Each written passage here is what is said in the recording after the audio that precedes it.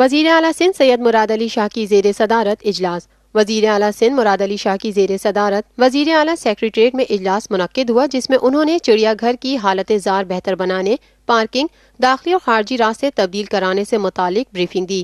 اجلاس میں وزیر بلدیات سندھ جام خان شورو، میئر کراچی وسیم اختر، سمر علی خان اور دیگر نے شرکت کی۔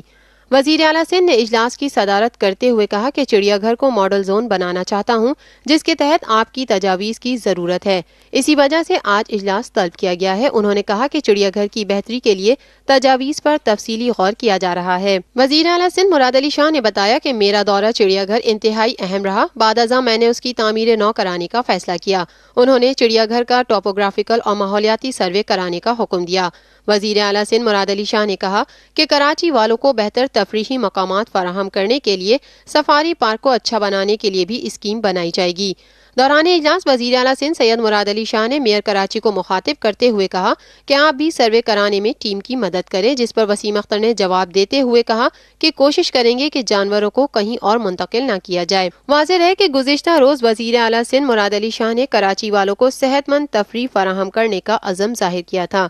وزیر اعلیٰ سندھ نے انتظامیہ کو ہدایت کی کہ چڑیا گھر کے کام سے متعلق مجھے آئندہ جمعے تک رپورٹ کریں۔